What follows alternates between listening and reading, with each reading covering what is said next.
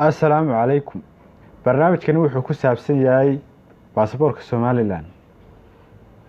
Xillimaa ayaa la bixiyay baasaboorka Soomaaliland markii ugu horeysay. Imisa dal ayaa lagu tagi karaa baasaboorka Soomaaliland? Imisa sano ayuu ku dhacayaa daydkiisu markaad qaadato kadib? Imisa midab ama darajo ayuu kala leeyahay? Waxaad xogaha oo dhan ku ogaan doontaa muuqaalkan. Fadlan haddaad nagu cusub tahay subscribe saar, muuqaalka like saar, soo dhaweysa aaladaha naga daawanayso.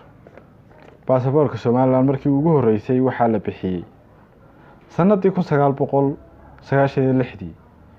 waxaa dib loo cusboonaysiiyay 14 Sebtembar 2014 oo waafaqsan heerarka cusub ee caalamiga ah iyo shuruudaha hay'adaha duulista rayidka caalamiga ah. Baasaboorka Soomaaliland waxaa lagu tagi karaa 16 dal oo adduunkan joogno ku yaala oo aqoonsan jiritaanka Jamhuuriyadda Barakeysan. waxayna kala yihiin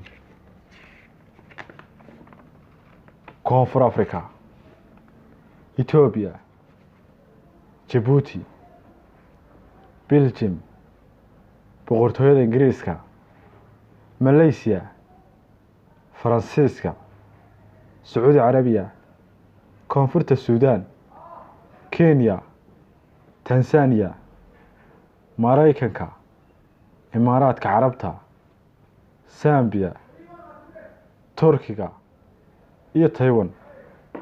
Intaba si toos ah ayaa loogu safri karaa baasaboorka Soomaaliland inkastoo aanay caalamka ka helin aqoonsi dhab ah.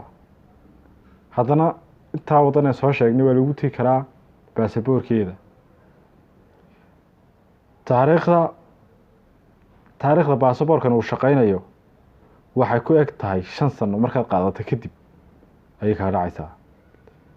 waxaa sidoo kale xusid mudan darajooyinka uu kala leeyahay baasaboorka Soomaaliland. baasaboorka caadiga ah waxa uu leeyahay jildi madow, waxaa qaata muwaadiniinta Soomaaliland.